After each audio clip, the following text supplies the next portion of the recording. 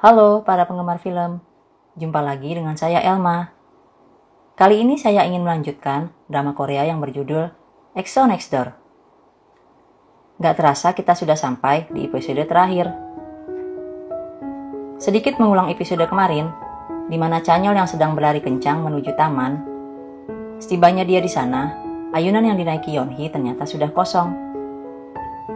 Bagaimanakah kelanjutan ceritanya? Yuk, mari kita simak videonya.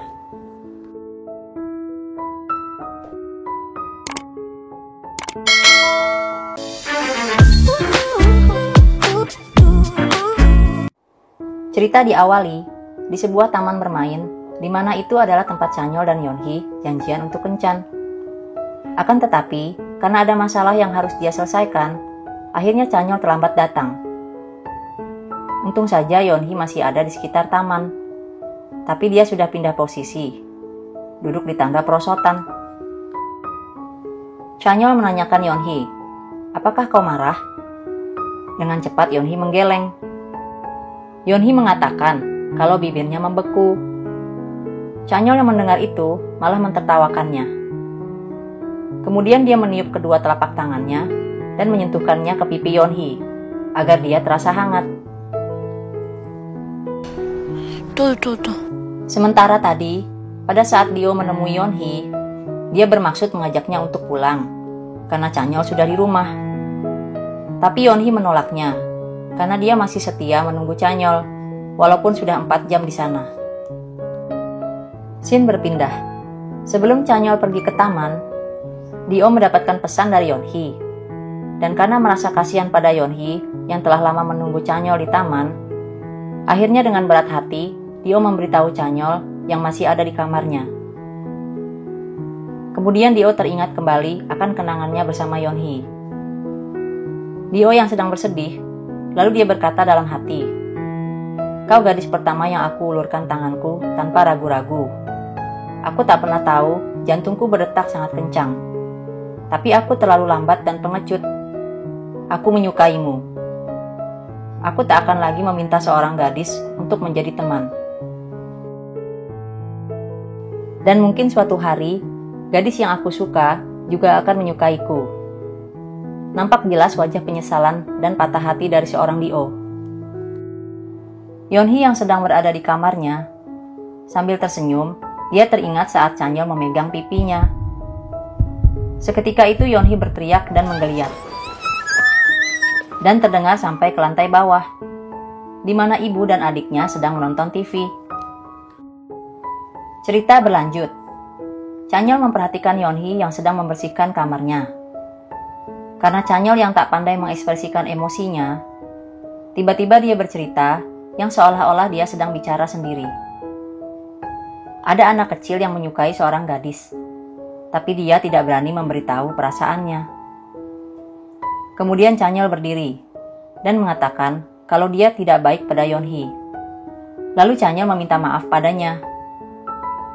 Yeonhee pun tersenyum dan wajahnya berubah memerah, yang membuat Chanyeol tertawa. Lalu Chanyeol menyuruh Yeonhee untuk tidak datang lagi, dan membuat Yeonhee menjadi bingung.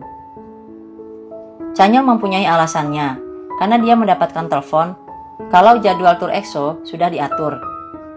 Berangkatnya lebih cepat dari yang diperkirakan. Akan tetapi, Chanyeol tidak menceritakannya pada Yeonhee. Keesokan paginya, di mana hari masih gelap, member EXO sudah berkemas untuk pergi. Terlihat Sehun yang berusaha menelpon Gwangsu. Sedangkan Chanyeol dan Dio, mereka berdua saling memandangi rumah Yeonhee. Mobil mereka pun melaju. Tapi baru beberapa meter, Gwangsu mengejar mobil EXO sambil berteriak. Brother! Saat mobil berhenti, Sehun segera berlari menghampiri Gwangsu dan memeluknya. Kemudian Gwangsu memberikan Sehun sebuah bungkusan coklat yang berisi kopi Guatemala dan termos kecil. Gwangsu mengatakan kalau dia membuatnya semalaman dan menyuruh Sehun meminumnya saat di pesawat. Mobil pun kembali melaju. Lalu Sehun menjulurkan tangannya sambil berseru dengan sedih. 친구야.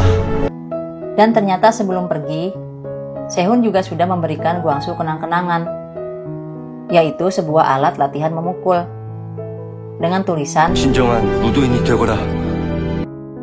setelah para member EXO sudah pergi, Yeonhee baru datang sambil membawa bungkusan sup pesanan Chanyeol.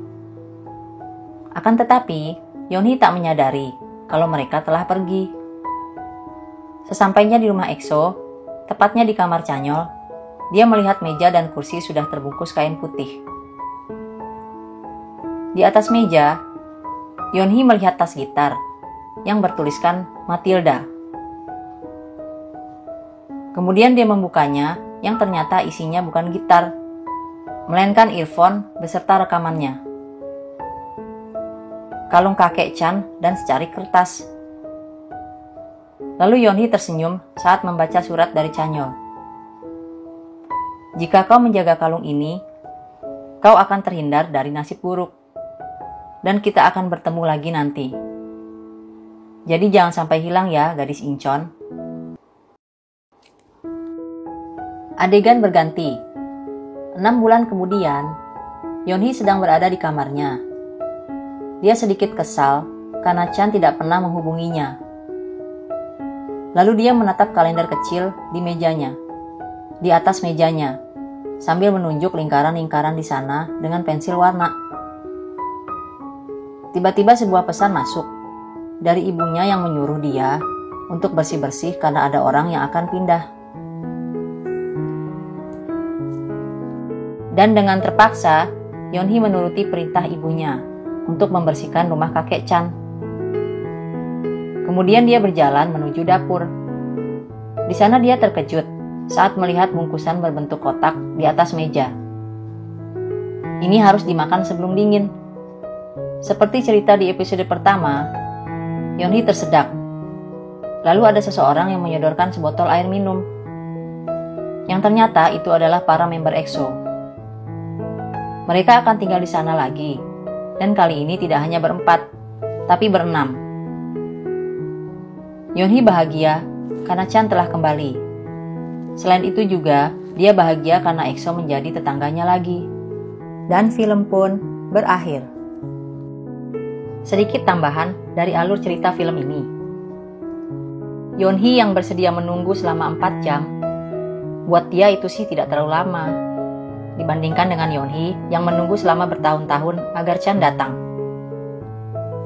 Sedangkan untuk Dio yang malang, dia merasa seperti kura-kura yang berjalan lambat, sehingga dia terlambat sampai ke finish. Karena dia malu untuk ungkapin perasaannya, jadinya keburu diambil orang dan dia baru menyesal. Semoga kalian tidak seperti Dio ya. Kalau ada kata-kata saya yang salah, mohon dimaafkan ya. Jika kalian menyukai channel ini, jangan lupa di subscribe. Dan jika ada film Asia yang mau direview, tolong tulis di kolom komen. Terima kasih dan sampai jumpa.